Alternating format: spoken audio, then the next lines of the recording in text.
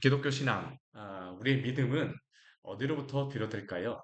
우리의 신앙의 근본적인 것은 무엇입니까? 그것은 바로 하나님이 어떠한 분이신가, 우리 삼위 하나님께서 어떠한 분이신가에 근거를 둘 수밖에 없습니다.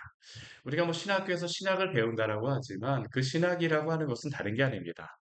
성부 하나님이 어떠한 분이신지, 성자 예수님이 어떠한 분이신지, 성령님께서 어떠한 분이신지에 대하여서 우리가 성경을 통하여 배우는 것이 또한 말씀하여 주신 것이 바로 신학입니다.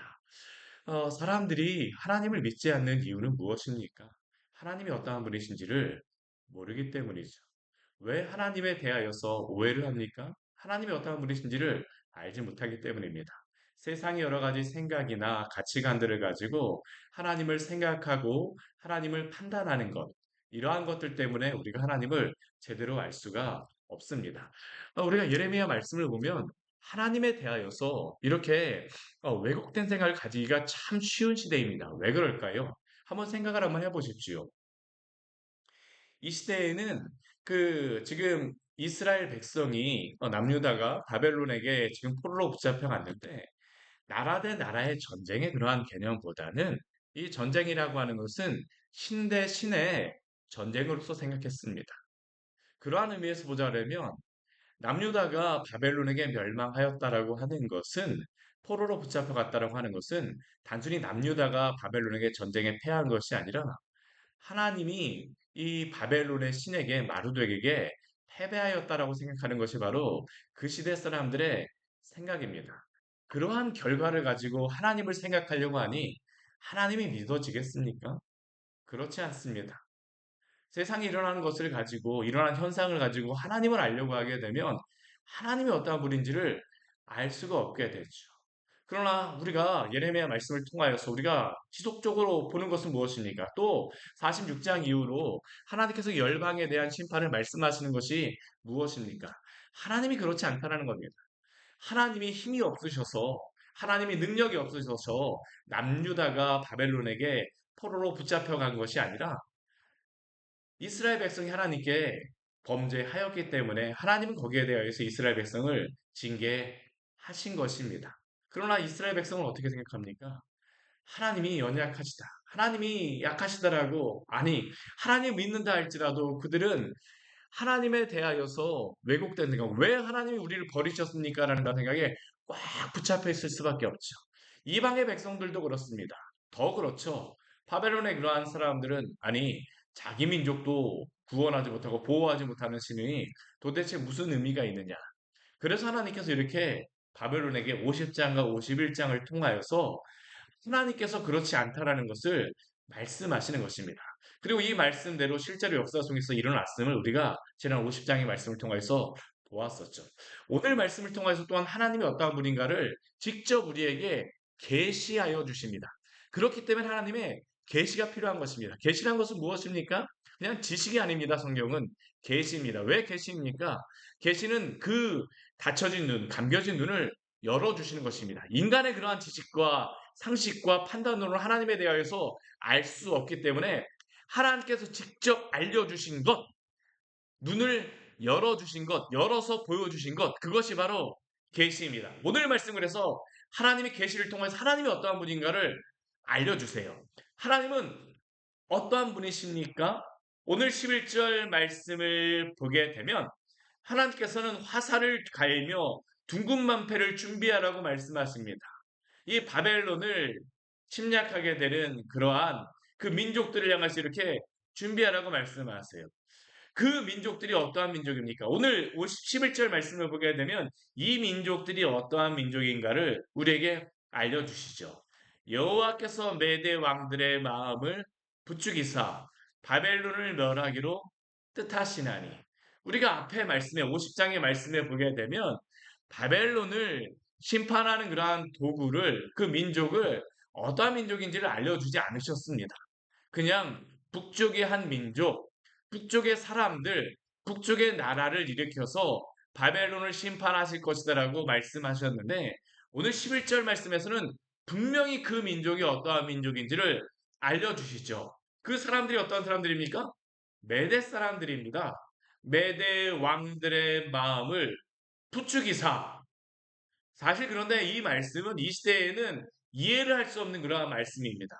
왜냐하면 지금 바벨론이 그 아수르를 멸망시켰는데 아수르를 멸망시킬 때 바벨론이 누구와 함께 이 일을 행하였었냐 하면 바로 메대 사람들과 같이 이 일을 행하였습니다. 바벨론 메대 연합군이 이 아수르를 멸망시킨 것입니다. 이 메대라고 하는 나라는 어떠한 나라일까? 어떠한 민족들일까요? 이 메대는 이 전통적으로 보게 되면 이게 굉장히 황무한 지역, 이란, 이라크, 이 북쪽에 있는 그러한 민족이었었는데 황무한 땅에 그러한 사는 사람들이었습니다. 그러다 보니까 이 지역이 굉장히 황무하고 황폐한 뭐 전쟁을 농사를 지어서는 이렇게 먹고 살기가 쉽지 않은 그러한 지역이다 보니까 이 민족이 황폐한 지역에 사는 민족들은 이게 힘이 강력합니다. 전쟁을 잘하는 그러한 민족들이에요. 오늘도 이 민족들이 굉장히 유명한 민족입니다. 어떠한 사람들이냐면 쿠르드족입니다. 쿠르드족. 쿠르드족이 이 메대 사람들의 그러한 갈래에서 나온 사람들이죠. 근데 오늘 쿠르드족 보면 어떻습니까? 나라가 없어요. 터키에도 가 있고 이란, 이라크에도 이렇게 흩어져 있는 게 바로 이 쿠르드족이죠. 한 나라를 가진 것이 아니라 여기저기에 흩어져 있고 이 쿠르드족들이 요즘에도 굉장히 비극적인 게 뭐냐면 전쟁 날 때마다 용병으로 사용되어집니다. 근데 그렇게 용병으로 사용되어지고 나서 계속적으로 어떻게 보면 계속 이용만 당하는 게 바로 이 쿠르드족이죠. 오늘도 그렇습니다. 오늘 이 말씀에도 그렇습니다. 이 메대 왕들, 바벨론과 같이 이렇게 아수르를 무너뜨렸지만 이 바벨론의 느부갓네살이 메대를 향해서 그만큼 대우를 해줬던 것 같지를 않습니다. 그러니까 어떻습니까? 이후에 일어났던 페르시아의 그러한 고레스와 함께 이 메대 바사가 연합군을 이루어서 바벨론을 멸망시키는 일을 해하게 되죠. 이게 바로 오늘 하나님께서 말씀하시는 것입니다. 여호와께서 메대 왕들의 마음을 구축이사 바벨론을 멸하기로 뜻하시나니 그 시대 사람들은 이 말씀을 들으면서 어떻게 그럴 수가 있어? 그럴 수가 있을까? 이렇게 우리가 사이가 좋은데 라고 하지만 하나님께서는 역사상에서 이러한 일들을 이루십니다. 왜 하나님께서 이러한 일들을 행하십니까? 하나님이 이렇게 이 바벨론을 심판하시는 이유를 우리 50장 말씀에서도 한번 말씀하셨었지만 우리 11절 뒤에 말씀해 보게 되면 이렇게 그 이유를 말씀하세요. 우리 같이 한번 읽어볼까요? 이는 여호와께서 보복하시는 것, 곧 그의 성전을 위하여 보복하시는 것이라. 하나님이 바벨론 향하여서 보복하신다라고 말씀하십니다. 왜 보복하십니까? 그의 성전을 위하여 보복하시는 것입니다. 반드시 그러셔야만 합니다. 왜 그렇습니까? 만약 하나님께서 보복하시지 않는다면 이 시대 사람들이 하나님에 대해서 오해할 수밖에 없기 때문이죠. 아까 제가 설교를 시작하면서 말씀드린 것과 같이 지금 남유다가 바벨론에게 멸망 상황 가운데에 사람들은 하나님에 대해서 오해합니다. 여호와가 힘이 없으니까 멸망하였지. 왜 하나님이 우리를 버리셨습니까? 이스라엘 사람들이건 다른 나라 사람이건 하나님에 대해서 오해할 수밖에 없죠. 근데 하나님은 결코 그렇지 않습니다. 하나님 힘이 약하여서 그렇지 않다라는 것이에요. 하나님이 이 메대 사람들도 도구로 사용하시고 바벨론도 도구로 사용하시고 그리고 바벨론이 여호와의 성전 하나님의 이름을 더럽힌 것을 향해서 어떻습니까? 보복하시겠다라고 말씀하시죠. 하나님께서 굉장히 소중하게 여기시는 것이 무엇입니까? 우리 십계명에도 분명히 나와 있는 우리 세 번째 계명이 있죠. 너는 내 하나님 여호와 이름을 망령되게 부르지 말라. 여호와는 그 이름을 망령되게 부르는 자를 죄 없다 하지 아니하리라. 하나님은 자신의 이름에 대해서 굉장히 소중하게 여기시고 자신의 그러한 명예가 더럽혀지는 것을 굉장히 싫어하십니다. 왜 그렇습니까? 하나님이 이 세상 모든 만물을 창조하시고 다스리시는 하나님이시기 때문입니다.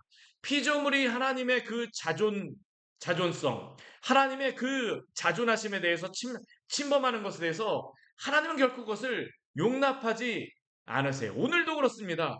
여호와의 성전을 침략하고 무너뜨린 것, 그것에 대해서 하나님은 결코 용서하지 않으시겠다라고 하시는 것입니다.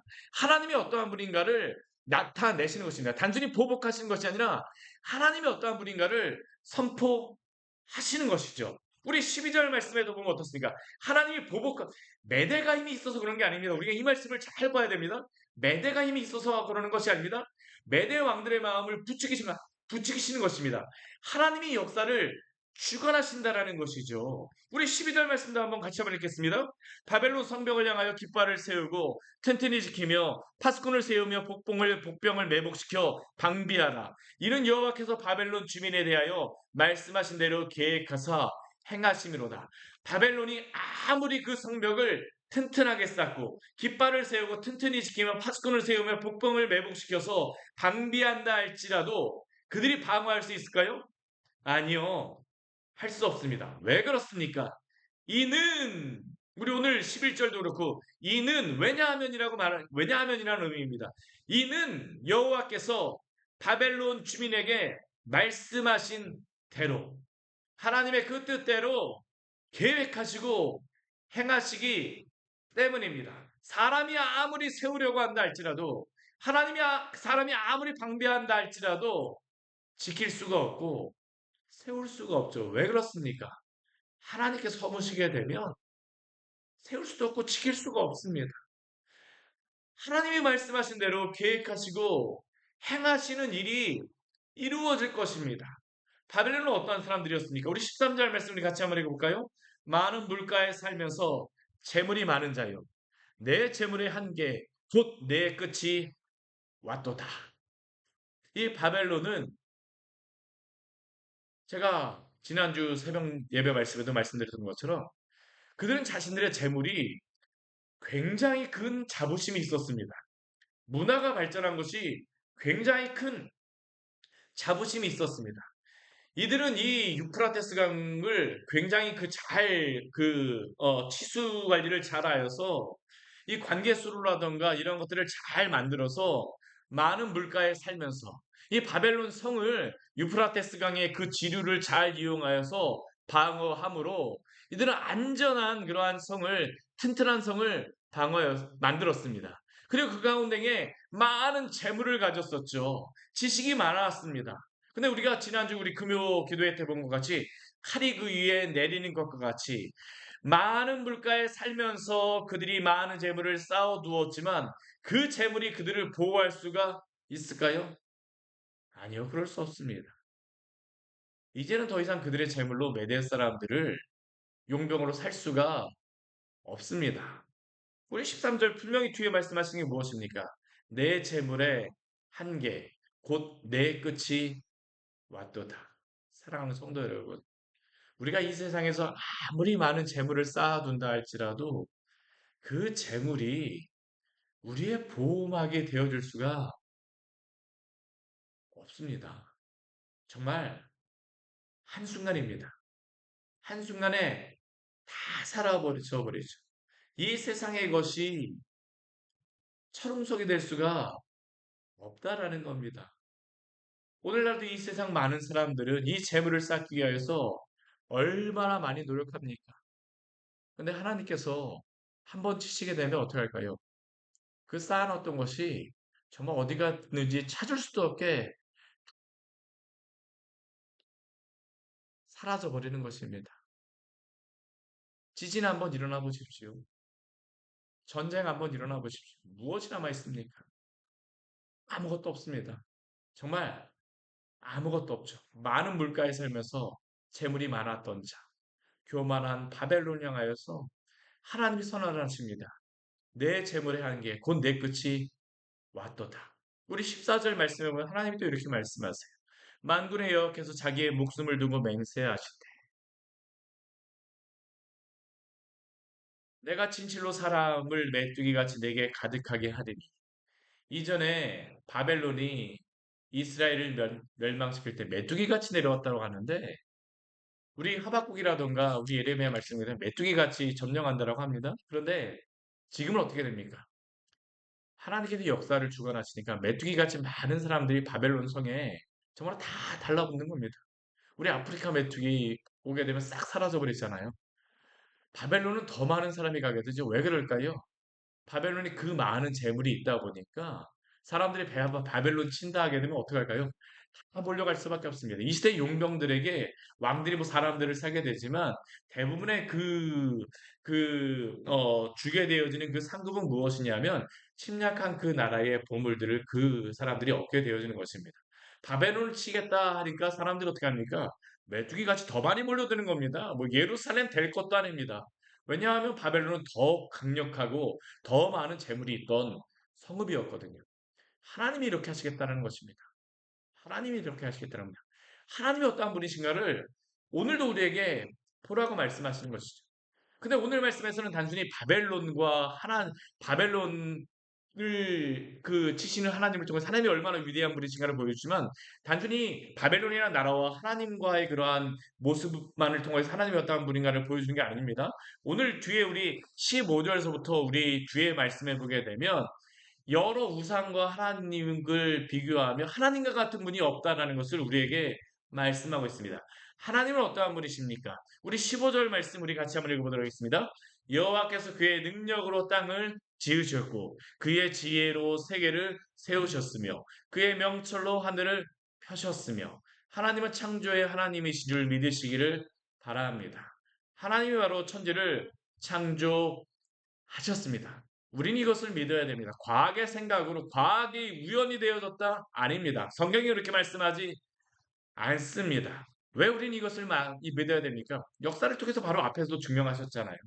바벨론의 그러한 강력함이 남유다를 무찌른 것이 아니라는 것을 하나님이 앞으로 일어날 역사를 통해서 하나님 증명하신 것과 같이 하나님은 당신이 이 천지를 창조하시도록 말씀하십니다. 하나님은 진실을 말씀하시는 분이십니다. 유일하게 참되신 분이시죠. 이 세상의 모든 것들은 하나님이 창조하신 신기루와 같은 것이지만 오직 하나님만이 참되신 분이십니다. 그 하나님이 이 세상을 어떻게 하셨습니까?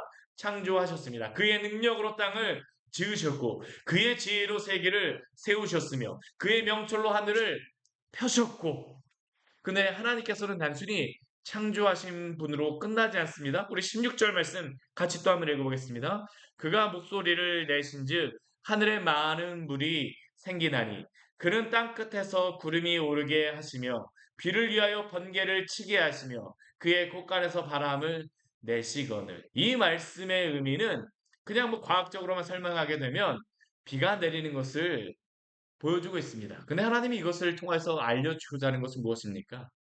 하나님이 단순히 창조주일 뿐만 아니라 이 세상 모든 만물을 통치하시고 다스리시며 당신의 섭리에 따라서 이루어 가시는 하나님이시라는 것을 우리에게 말씀합니다.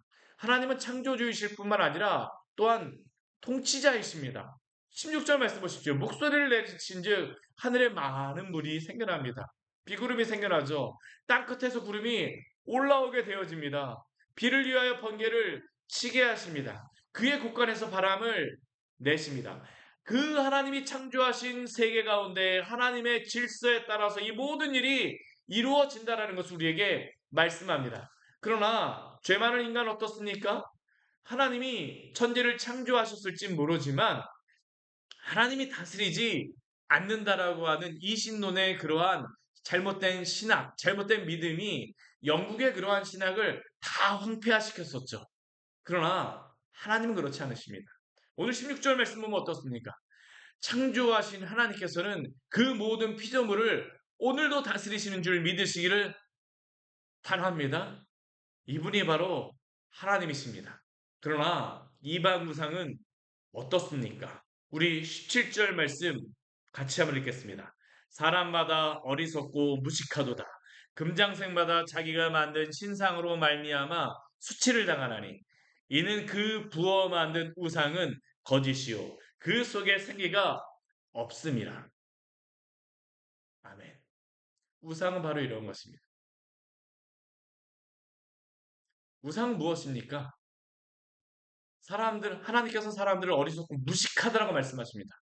왜 사람들이 어리석고 무식합니까? 우상을 만들었기 때문이라고 하나님께서 말씀하시죠. 왜 그럴까요? 우리는 신을 만들고 나서 그 신이 우리에게 복을 달라라고 기도합니다. 그 앞에서 뺑글뺑글 돌아가면서 막 기도하고 새벽에도 기도하고 그 앞에 가서 빌고 여러 가지 많은 일들 행하죠. 그런데 그 신은 어떠한 신입니까? 인간이 만든 신입니다. 아무리 금으로 만들었다 할지라도, 은으로 만들었다 할지라도, 희게 만들었다 할지라도, 그 큰 우상을 금치를 하였다 할지라도, 그 우상의 창조주는 누구일까요? 사람입니다. 근데 사람은 어떻습니까? 내가 신을 만들고 나서 그 신에게 가서 나에게 복을 달라고 이야기합니다. 하나님이 오늘 그것에 대해서 말씀하시는 것입니다.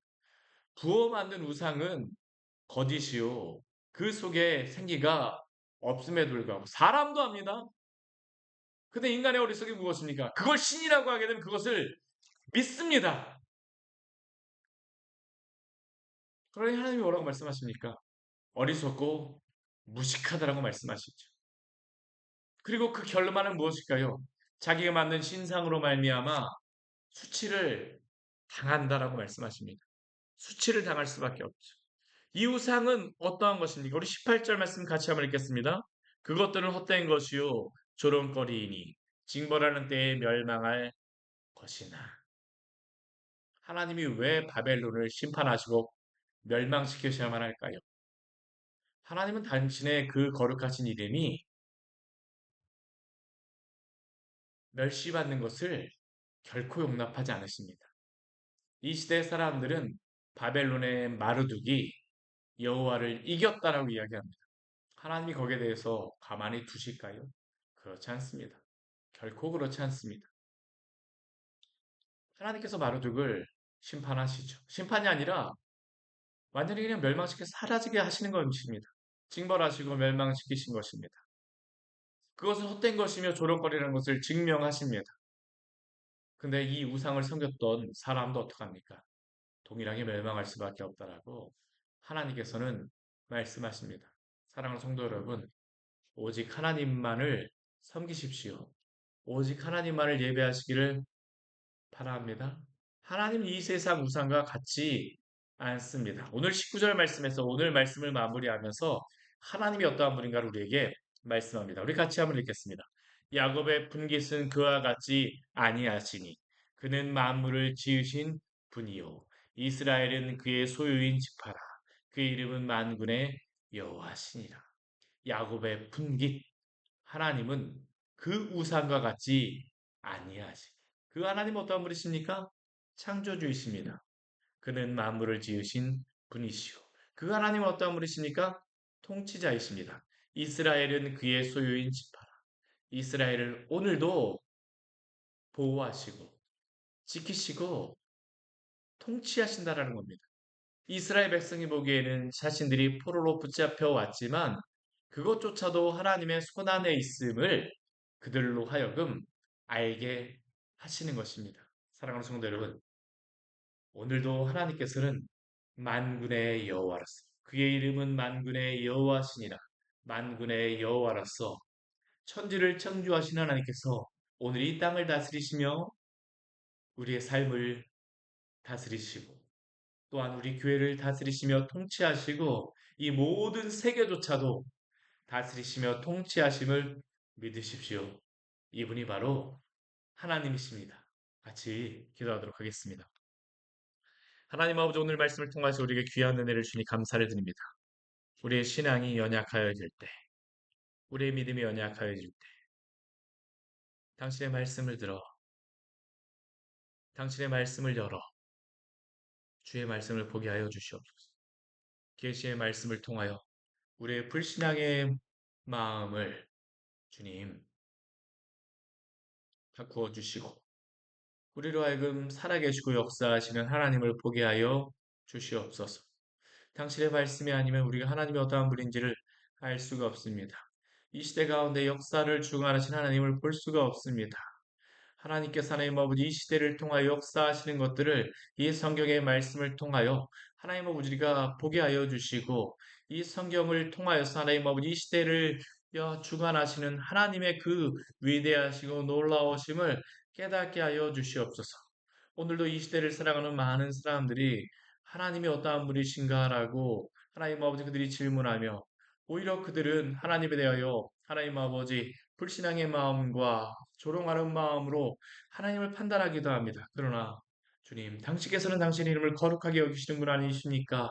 당신의 영광을 오늘도 나타내셔서 주님, 당신이 어떠한 분인가를 보여주시고 이 땅 가운데 당신의 부흥과 당신 하나님 아버지 일들을 이루어 주시옵소서. 당신의 교회들을 일으켜 주시고 당신의 하나님 아버지 말씀을 통하여 샘이 솟는 귀한 당신의 교회가 될 수 있도록 주님 도우시고 인도하여 주시옵소서. 예수님 이름으로 기도드립니다. 아멘. 오늘 말씀 같이 기억하시면서 기도하며 나가도록 하겠습니다.